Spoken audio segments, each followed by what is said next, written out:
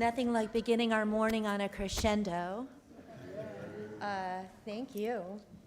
Good morning, everyone. I'm Tracy Blender. I'm your worship assistant today, and I have lots of pieces of paper in front of me.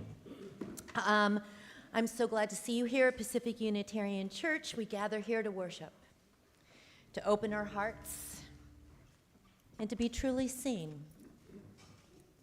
Here, where the simple and the elegant, the fluted and frilled, the shy and the dramatic complement one another and compose our treasure.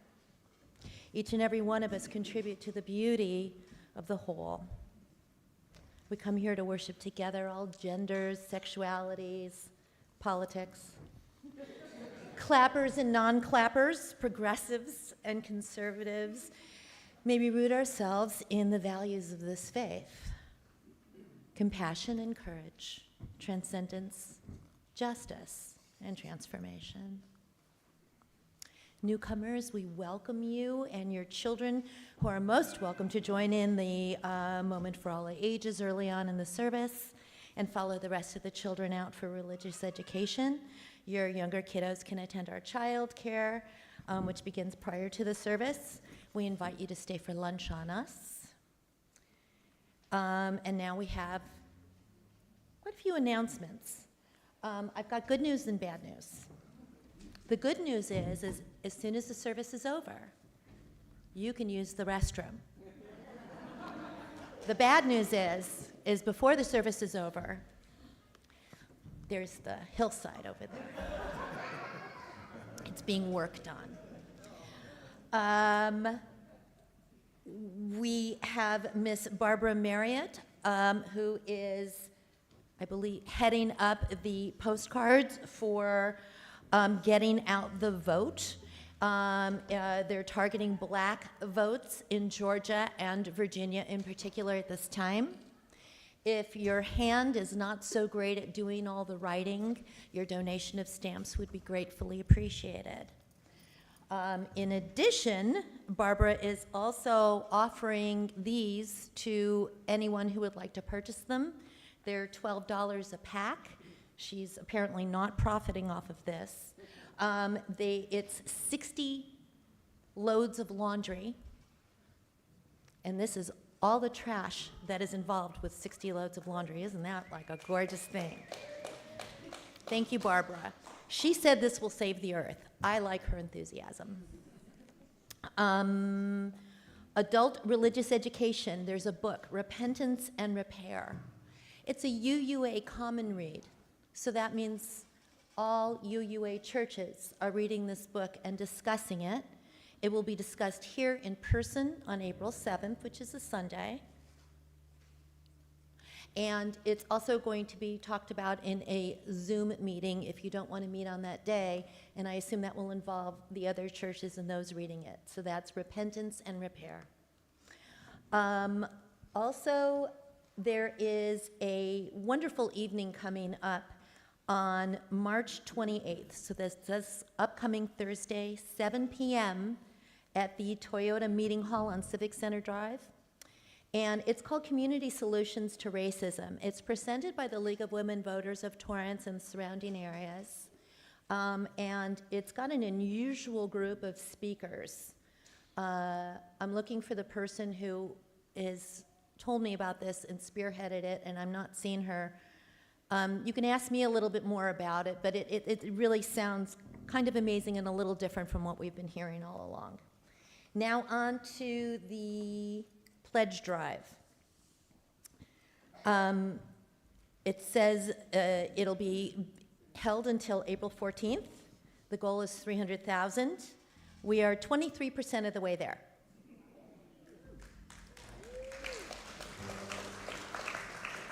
That's almost a quarter of the way. The number is larger than ever, and in order to reach it, we're requesting that you please consider increasing your pledge 10% over the last year. And for those of you who have never pledged, this is an opportunity to make your commitment to PUC in a deep and meaningful way. The bottom line is that we will need everyone to pledge in order to make that goal, no matter how large or small that pledge may be, So please, let's work together on building a new way, for our beloved PUC. So 23%, let's not keep them in suspense and wait until the last week. Why don't we just do what we know we're going to do and maybe even cut the pledge drive short? Okay. And now, for those of you who've been with us for a while, we've got some young old friends coming up. And for those of you who haven't been with us for long enough, we have some wonderful old friends coming up. Where are you? Please.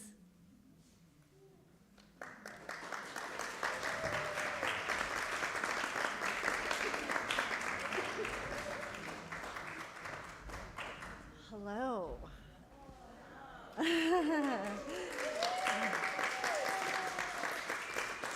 So, I'm Sharon Holtz, Dan Dempster, our lovely boys, Dylan and Miles, and we're here to talk a little bit about Camp de Benneville Pines, because I can't even go. Good morning, everybody. Blessings to you all. Yes, we're given to understand that a little bit of enthusiasm needs to be transmitted to the congregation about the Benneville Pines, and we would love to extend our enthusiasm for our experience there. When we first came to Palos Verdes, 11 years ago, we were hunting around for a suitable spiritual home, and we found it here. To keep a long story short, while Sharon and the boys were up in San Francisco, I popped in, and I happened to catch the last sermon of Reverend John. Some of you will remember, and I was very impressed with this congregation and with this, I believe it's, what is it? The acronym on the front of the paper today? SBNR, spiritual but not religious. Is that correct? All right. So, yes, we came, and Sharon and I had just come off trying to go camping with our sons in the mountains of New Hampshire, and it was a dismal failure. It was wet and it was cold. Miles was a baby, and he kept the entire camp up all night. We were terribly embarrassed. So we decided that we wanted to try cabin camping again. We started coming here, and we met Janet and Andy, who had their display out on the front porch, talking about Camp de Benneville. And they described this to us, and their enthusiasm was communicated to us, and we decided to try it out. And we'd only been coming to church for a few weeks, I would suppose. Anyway, we went up to Camp de Benneville, and Camp de Benneville is the reason we became members here. Yes. And that is no exaggeration. When we went up there, Janet and Andy were hosting the entire thing, supported by a cast of characters who became very close friends with. And the boys had their own activities. For the very first time in, we can't remember how long, we were able to go for a hike with adults and finish complete sentences. Yes, we had a great deal of fun up there, but what really sealed the deal for us was watching the kids there was a group of high school kids who were just about to finish from school, and I'll let Sharon complete that story because it sealed the deal for us. They actually presented the service that year, and they presented it through kind of the theme of Star Wars, but it was the way that children spoke about our world and their place in it that had such powerful impact on me, thinking this is a community that understands what we need to do as parents and in raising these beautiful boys, but also it was the sense of community, all ages up there, being able to connect with all the different members. So of course we gravitated towards what was going on with our kids, but it was the connections with all of the other members and guests that were up there. It just created such a wonderful getaway, but also just an enriching sense of community that was so powerful that, Yes, it's an incredibly special place to us. So when they were like, would you talk about your experience? We were like, yes, gladly. So even if you just need to get out, to get up into the mountains and get with the trees and just spend time in nature together, and the laughter that goes on and on and on and on into the night. We won't tell you which version of Cards Against Humanity the kids were playing. Yes, so we would like the kids to actually have their own word, but what Sharon was talking about, the sermon that the kids did, it was Star Wars Dharma, okay? In all seriousness, they all stood up there and they all described different parts, different pieces to the puzzle of the Dharma of Star Wars. And what Sharon actually left out was when we were coming back down from the mountain, she was very silent. At that point, her mother was living with us, and we had brought her up with us to the mountains. And so we were driving back down, and she said, you know, that's what I want for our kids. I want them to be like those kids. I want them to have that experience. That's how powerful it was. That was it.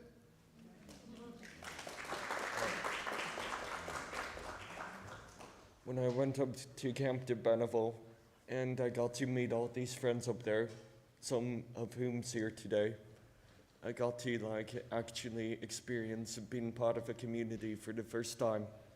And it was really fun, doing all these activities with them, build as a friend group, and being the people we are today.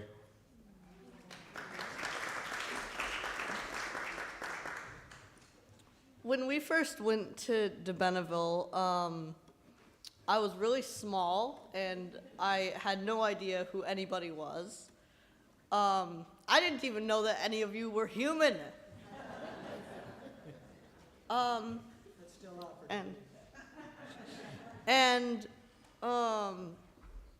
What I really liked about de Benneville was everybody was really supportive of each other, and there were all these great activities archery and hiking, and there were pools, and it was really fun. And yeah, it was one of the best experiences I've had in my life.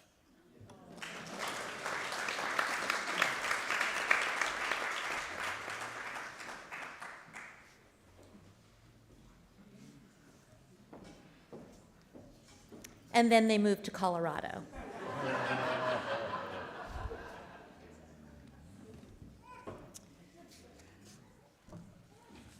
We are going to light our chalice now. We light it this morning grateful for the love we experience in this beloved community. May the flames light the way for all those who seek such abundance.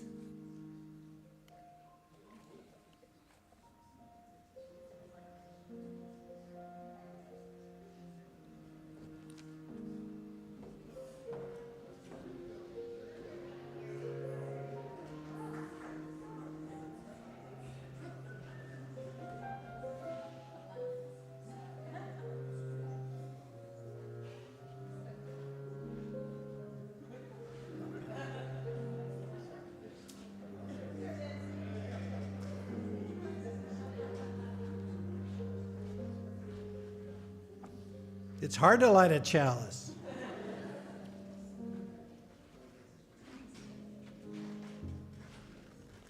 Well, you came to have somebody professional speak, and you're not going to get that. You get an amateur today. My name's Gary Hart, and I'm your worshiper. I'm talking. My first comment is I want to thank True Rooter and Plumbing Services, especially Tony. They spent all day Friday, 10 hours yesterday, and a long time today they will be here replacing the drain from all of the toilets in the campus, including a 6-foot deep hole in classroom number 2. We thank them.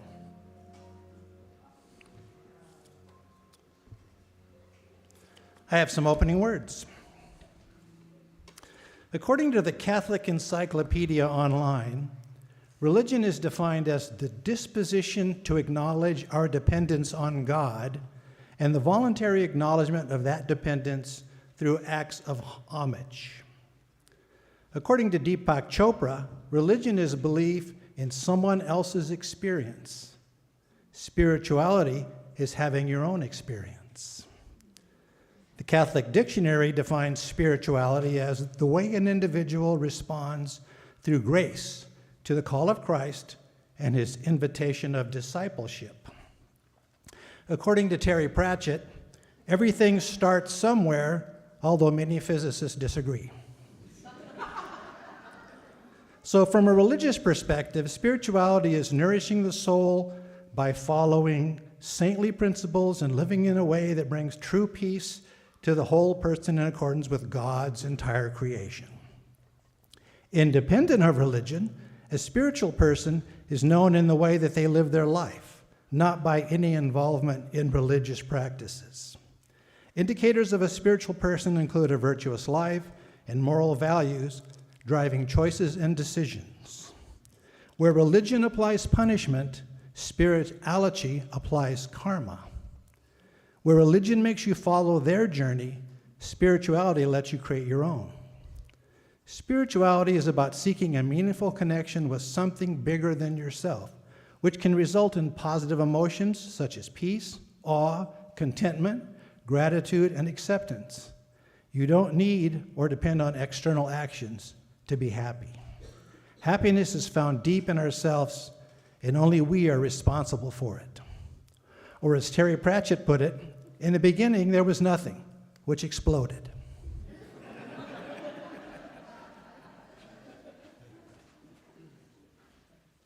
What's next? We have opening hymn. I invite you to stand up and belt out the words loudly. One more step.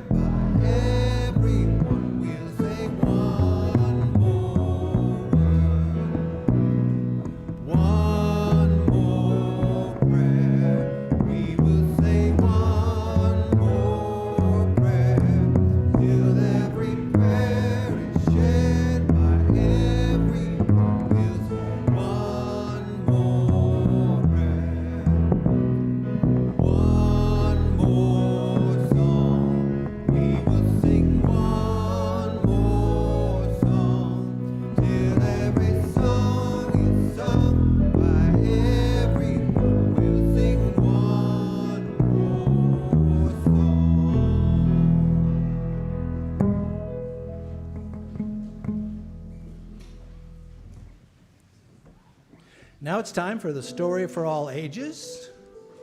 Kara's going to come up and all the children can come down on the carpet. Some children are bigger than others, I'm noticing, but that's okay too.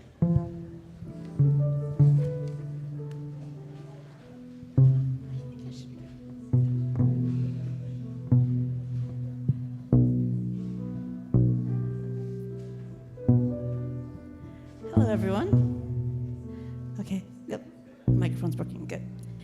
Okay, next week is Cesar Chavez Day, and next week is also Easter. So today I'm going to read a story about Cesar Chavez.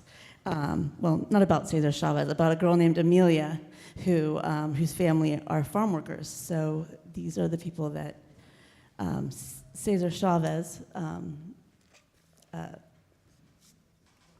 advocated for and helped, and he was a farm worker growing up as well. So I just wanted to read this story because it gives a really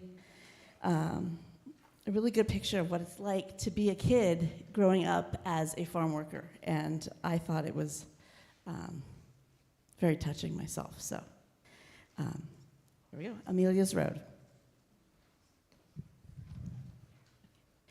Amelia Luisa Martinez hated roads. Maybe, yeah. Oh, sorry. Okay. The roads Amelia knew went to farms where workers labored in sun-struck fields and lived in grim gray shanties. Los Caminos, the roads, were long and cheerless. They never went where you wanted them to go. Amelia wanted to go someplace where people didn't have to work so hard, or move around so much, or live in labor camps. Her house would be white and tidy, with blue shutters at the windows and a fine old shade tree growing in the yard. She would live there forever and never worry about Los Caminos again. It was almost dark when their rusty car pulled to a stop in front of a cabin number 12 at the labor camp. "Is this the same cabin we had last year?" Amelia asked, but nobody remembered. It didn't seem to matter to the rest of the family. "Mama," Amelia asked, "where was I born?" Mrs. Martinez paused for a moment and smiled. "Where? Let me see. It must have been Yuba City, because I remember we were picking peaches at the time." "That's right, peaches," said Mr. Martinez, "which means you were born in June." Amelia sighed. Other fathers remembered days and dates. Hers remembered crops.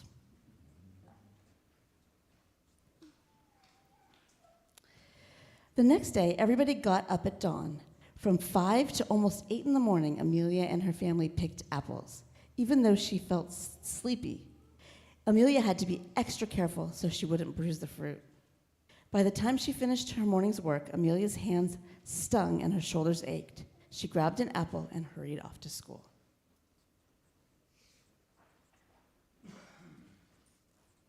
Last year, Amelia spent 6 weeks at Fillmore Elementary School, and not even her teacher bothered to learn her name. This year, the teacher bothered.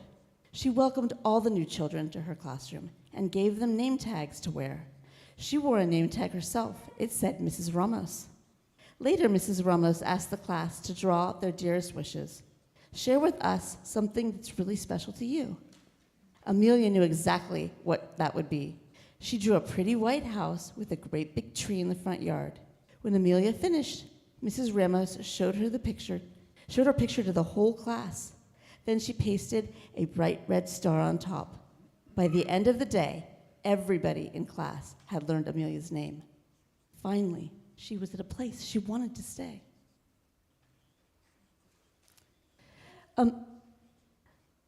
Feeling as bright as the sky, she decided to look for a shortcut back to camp, and that's when she found it, the accidental road. She followed it over a grassy meadow, through a clump of bushes, and down a gentle hill. There, where the accidental road ended, stood a most wondrous tree. It was old beyond knowing, and quite the sturdiest, most permanent thing Amelia had ever seen. When she closed her eyes, she could even picture it in front of her tidy white house. Almost every day, when work and school were over, Amelia would sit beneath the tree and pretend she had come home. More than anywhere in the world, she wanted to belong to this place and know that it belonged to her.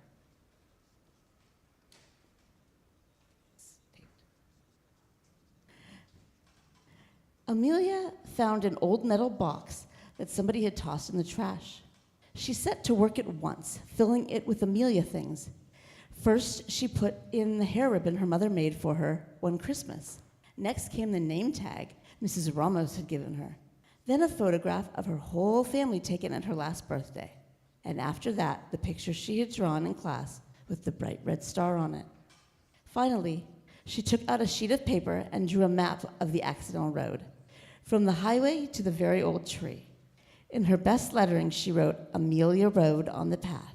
Then she folded the map and put it in the box. When all the apples were finally picked, Amelia's family and the other workers had to get ready to move again.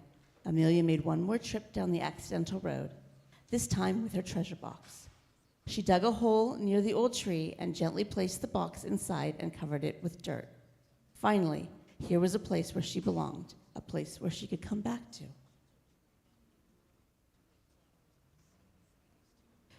When she got back to camp, the rest of the family had already started packing the car. Amelia watched them for a moment, then took a deep breath and joined to help. For the first time in her life, she didn't cry when her father took out that road map. It's the end. What do you think it sounds like to live like that? Hard, yeah. Yeah, I know when I was a kid, I lived in the same house my whole life, so I can't even imagine, yeah. I think a lot of you probably have that experience too, or not very many houses. Yeah. Isn't it good to remember that other kids don't have that, and you know, it's important for us to keep doing the social justice that we do here at church to help all the kids, right? Yeah. All right, well, thank you. And now we're going to go. Go now in peace, go now in peace. May the spirit of love surround you everywhere, everywhere you may go. Now it's time to come up and share a joy or a sorrow. You may light a candle in silence, or you may light a candle and talk to us a little bit about what your joy is today and what your sorrow is. So please come down here over on the stage right. Tracy will give you a candle and a microphone. My name is Lisa Seitz, and I've been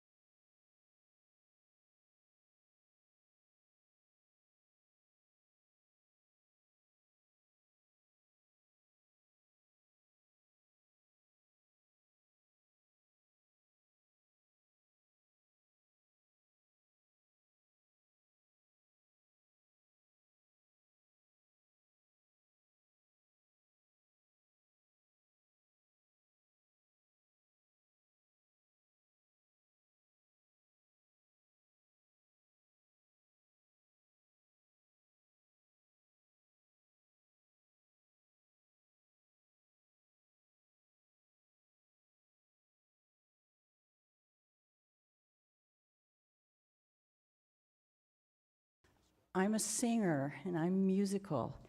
My church had no choir, no organ, no piano, no music. So if they'd had a little music, I might have stuck around a little longer. But, and also that's when everything in the service was completely in Latin. So it really held no meaning for me. And I left when I was 18. So for all the intervening years of my life before coming here, we're talking decades, I was unchurched, if you've heard that little term before. I was unchurched, so I was not seeking. When I first met Reverend Steve Wilson, he asked me a little bit about my church background, and he laughed because I said, every 39 years I join a church.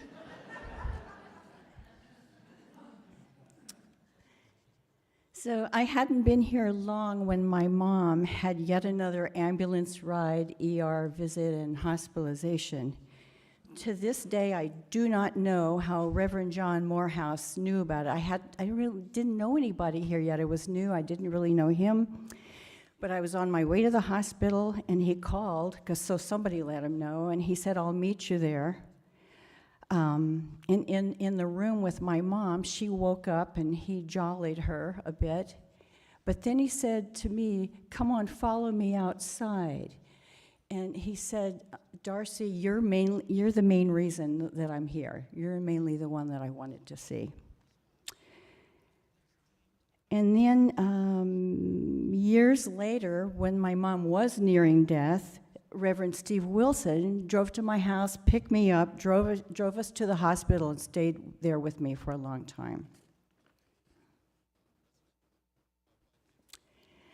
I believe that people think of me as a social person, and I am. 12 years ago, after coming to my first service here, I looked out at the patio afterward, and I saw all these people laughing and smiling and talking, and just seemed like they were just so friendly, having such a good time. And I thought, ew. Ew. I jumped in my car and I raced home. And I think this probably went on for maybe 4, 5, 6 Sundays. It's hard to remember. And you know, it's not as if I thought it was a cult.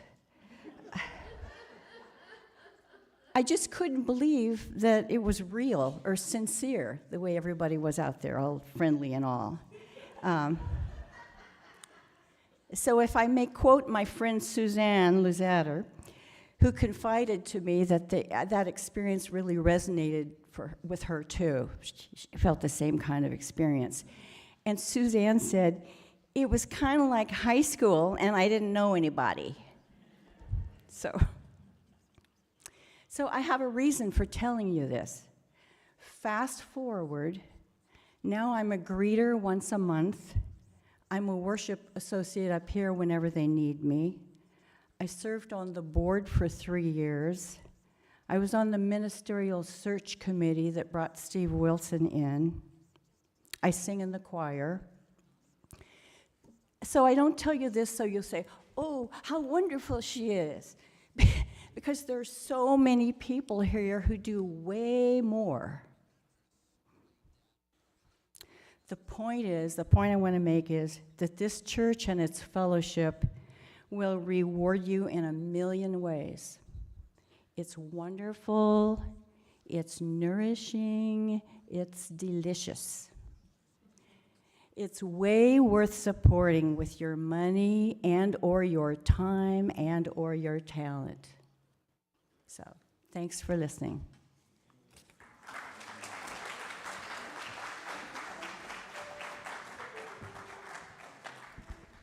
Well, I guess since Darcy's here, we won't be putting on our cult hoods today. We'll do that till next week.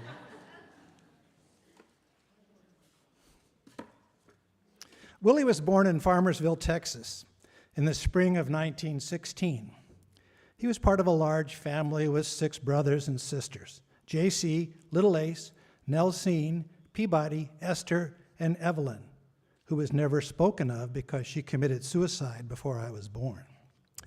Willie was a good athlete in high school, making it to the state finals in the 100 and the 440-yard races. He spent much of his time helping to run the family farm as a sharecropper in the cotton fields. It was a fine Methodist family, so busy that they probably didn't see the inside of a church too often, since the fields needed working, even on a Sunday.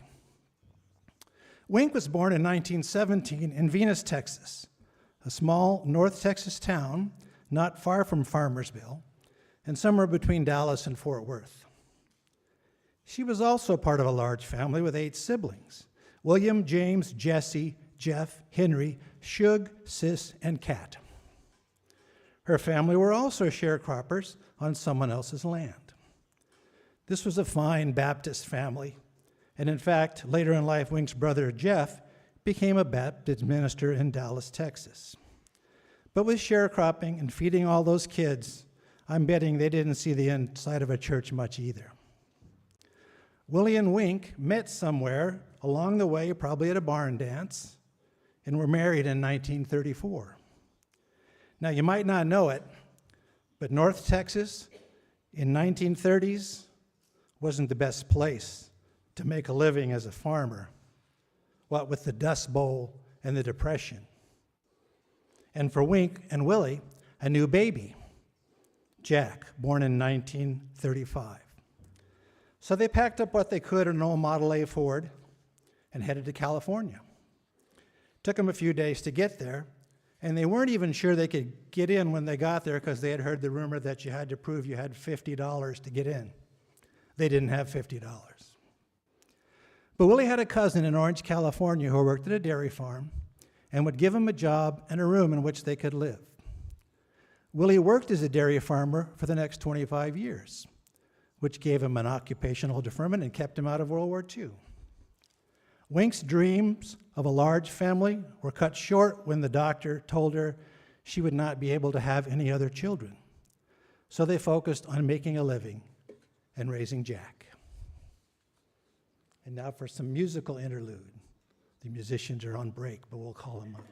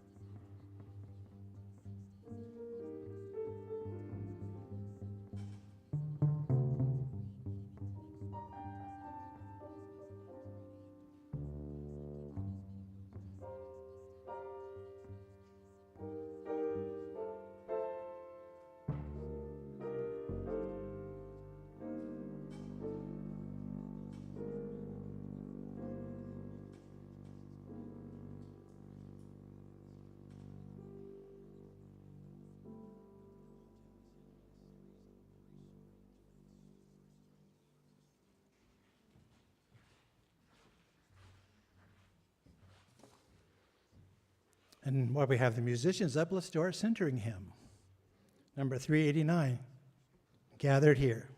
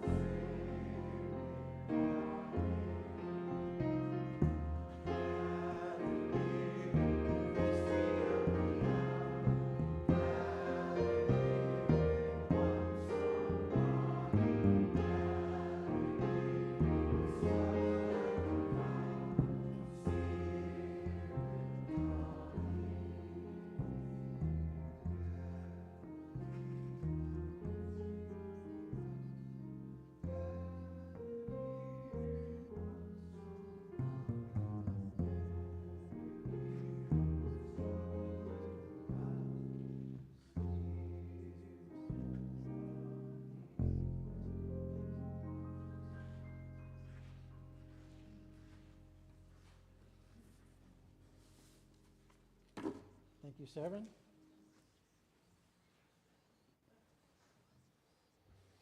Well, it says here it's time for the rest of the story, so I guess I better tell it, huh?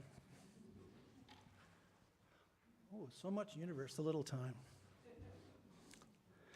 We're going to talk about spirituality without religion today.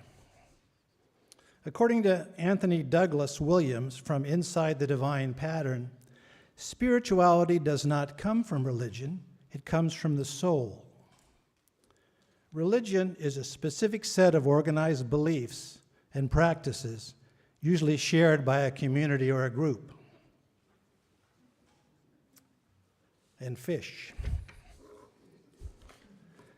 Spirituality is more of an individual practice and has to do with having a sense of peace and purpose. It also relates to the process of developing beliefs around the meaning of life and connection with others. A spiritual person often arrives at their own truths while they are developing their spirituality, rather than following an ideology or set of rules.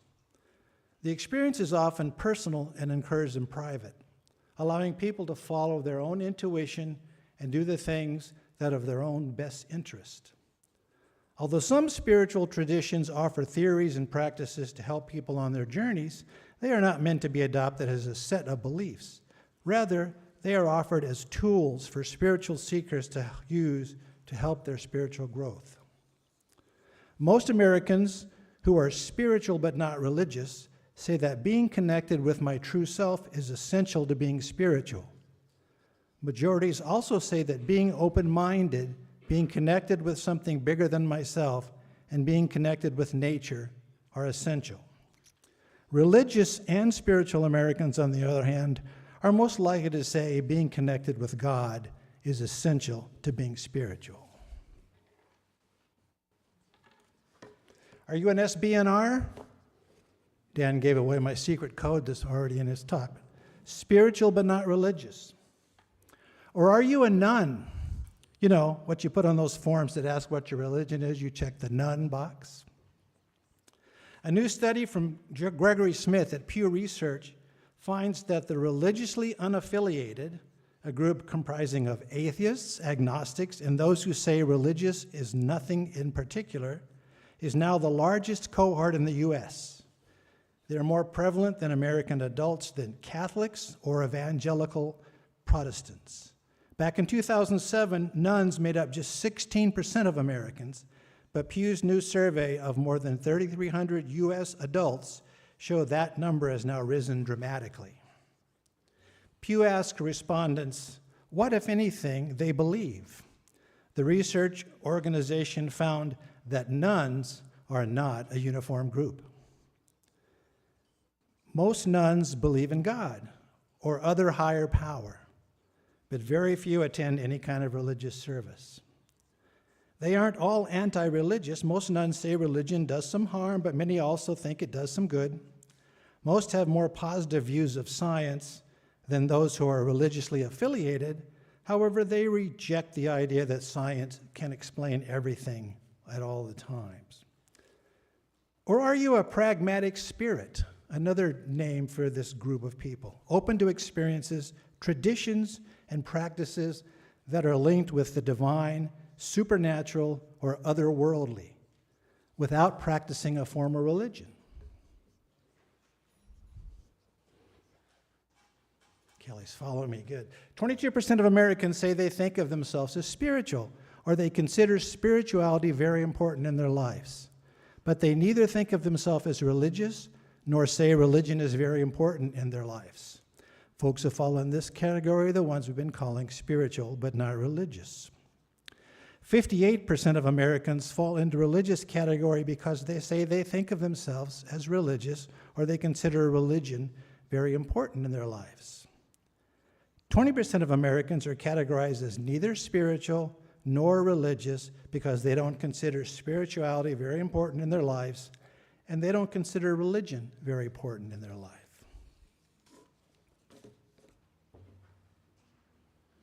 Are they atheists? Many people have expanded their worldview beyond their childhood religion and a more spiritual but not religious mindset after learning about other faiths as well as spiritual traditions that do not fit into major religions or any religion at all. For example, meditation, yoga, nature communing, nature-based spirituality, shamanic journeying, none of which require adherence to a religion. Today, those who are spiritual but not religious are focused more on direct exploration of the divine rather than the institutionalized practices of a religion. And divine might not include the belief in an almighty being.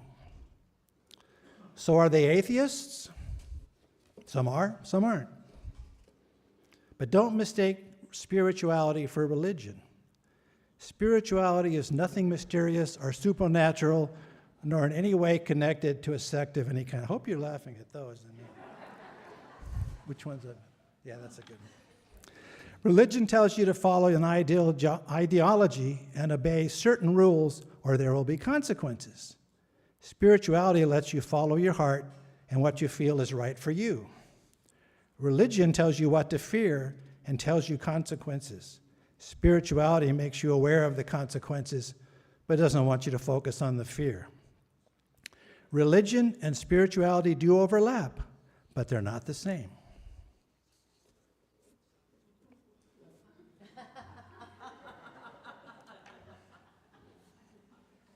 According to Philip K. Kennison, to be religious conveys an institutional connotation, usually associated with Abrahamic traditions, to attend worship services, to say Mass, to light Hanukkah candles.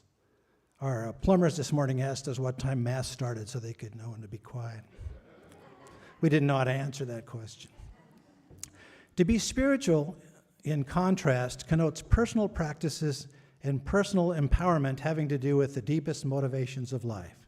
As a result, in cultures that are deeply suspicious of institutional structures and that place a high value on individual freedom and autonomy, spirituality has come to have largely positive connotations, while religion has been viewed more negatively. But there is an experience which is common to every religious belief system. It is the sense of coming face to face with something far greater and immeasurably more vast than yourself, glimpsing the essence of reality and being overawed by it. Or in simpler terms, spirituality.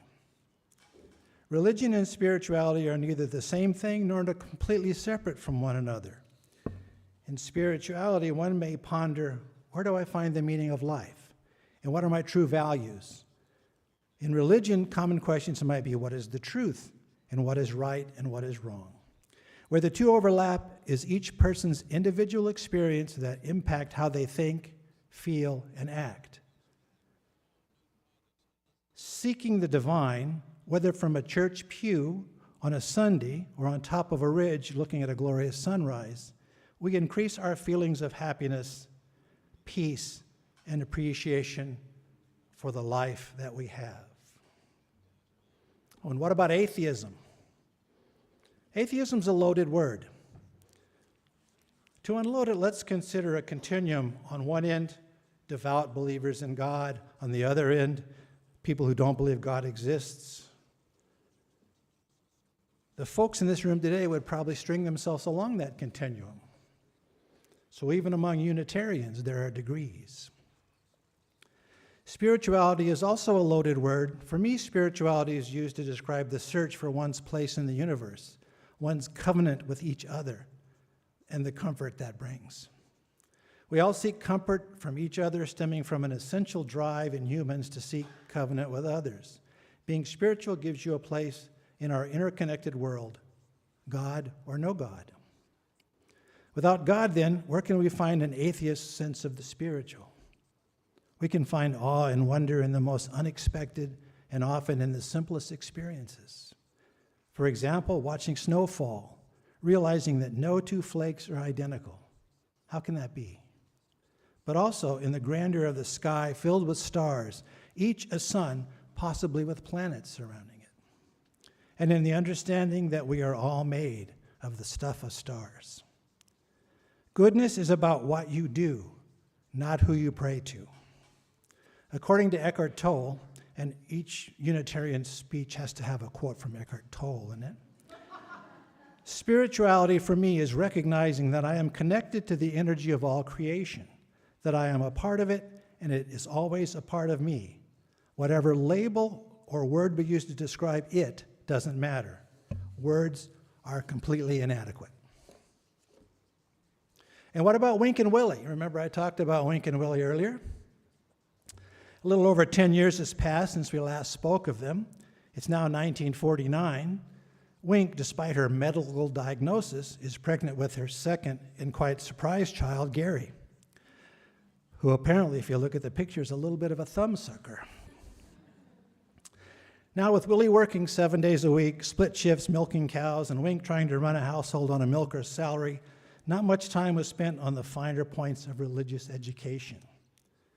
Other than a picture of Jesus that hung in the hall, nothing was ever said about religion in our house, one way or the other than the shock that ran through the family when one of my aunts converted to Catholicism and started having a lot of children. Well, that was the environment in which I grew up. I learned early that doing well in school was my only choice, and I drove myself so, never thinking about spirituality or religion. Are we saying, we should just stay and stare at that for a while. No, it's okay. The most important unknown for me in those days was learning the times table from 12 to 12 times 12 because I had to go in front of the school principal to recite it. Ooh, that was scary. So it was probably not until high school that I began to think of the larger universe and my place in it. I would have claimed a religion of Western scientific at the time. I guess back then I believed that everything could be explained by science if we did the research. But what about now? Do I still believe in science explaining it all? Not so much. At least, not with our science and not in our time.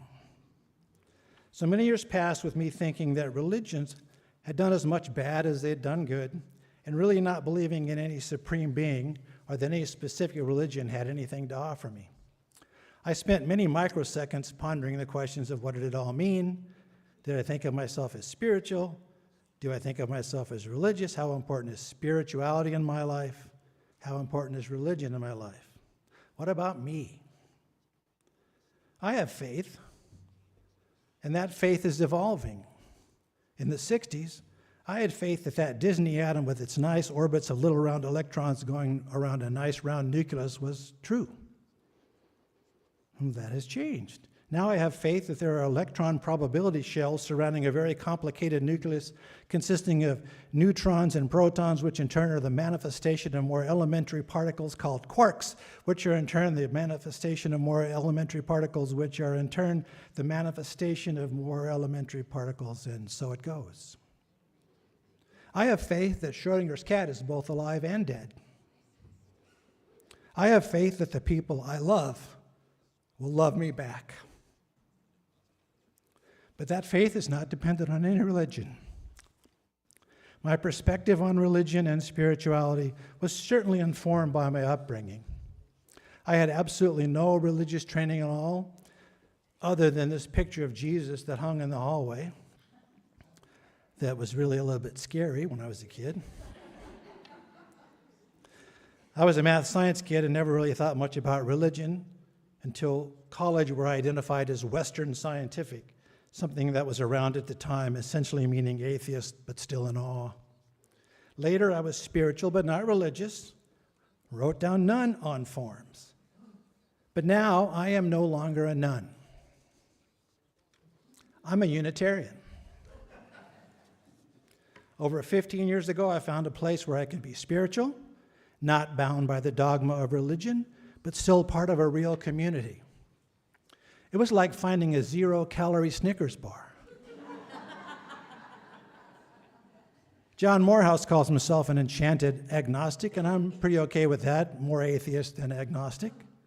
So I'm a spiritual atheist and a Unitarian. No more none. Probably on the forms, I'm now an other. But what about faith, you may ask? My faith is very strong. I have faith that order exists in the universe, and that one of my goals in life is to continue to try to understand that. A good sunset can make me cry, and a day with my wife can bring me awe. And I have faith that it all makes sense somehow. Thank you.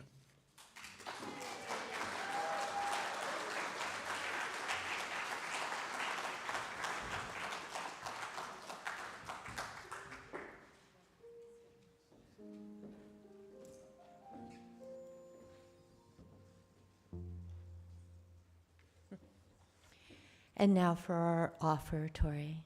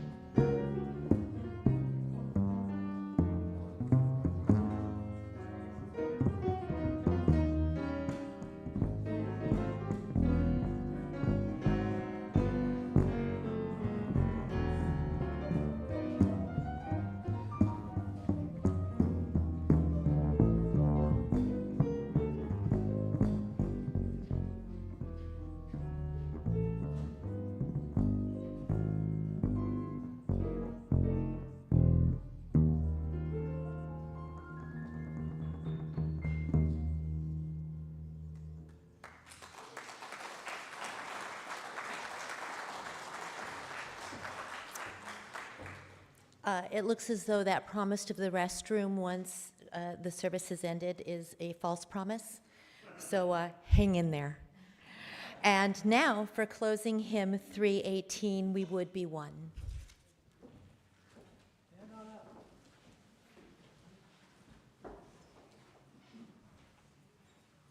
The effectiveness of these things depend on how loud you sing. Together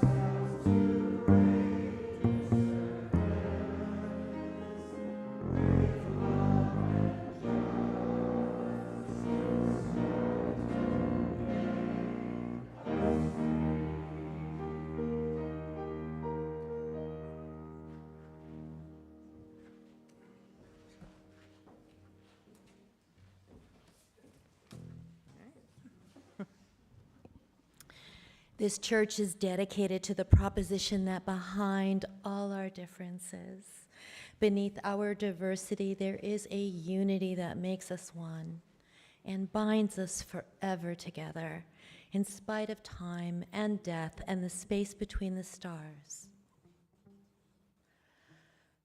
We pause in silent witness to that unity.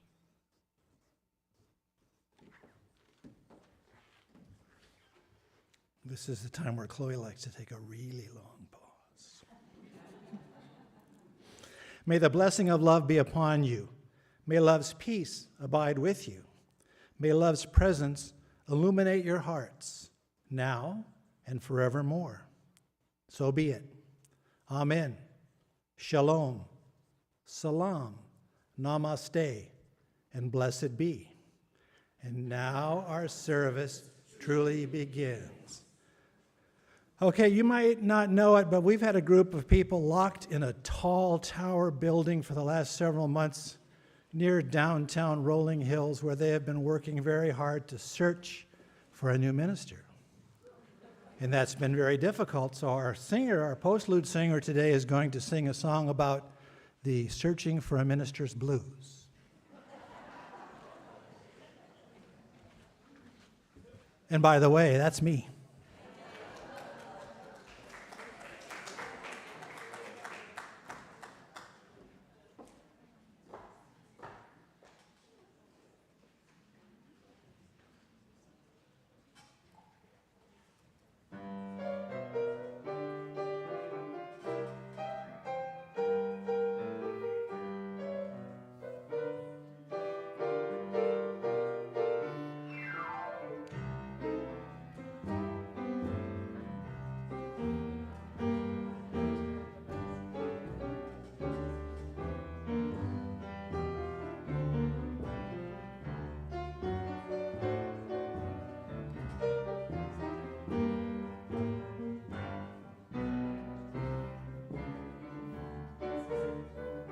Well, we've had 2 great years with Chloe, but we know she has to leave. Yes, we've had 2 great years with Chloe, but we know she has to leave.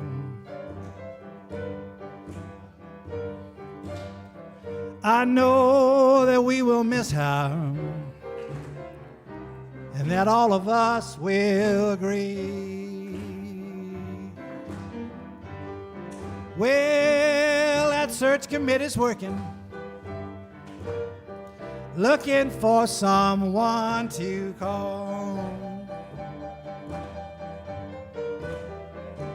Yeah, that old search committee's working, looking for someone to call. Don't know who will come a-knocking, but they'll choose the best of all. Now you say you want a woman, you say you want a man, you say they must be strong and soft, they'll do the best they can. We got so many ideas, don't know how we're gonna choose. We got Catholics, pagans, Buddhists, and an atheist or two. Well, we're looking for a minister who can lead us to our best. Yes, we're looking to a minister who can lead us to our best.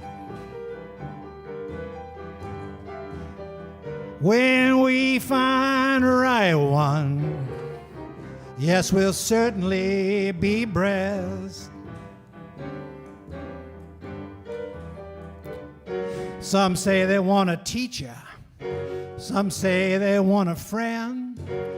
Joys and sorrows sure must go, it must never end. Well, we gave all our opinion what we'd like for them to do.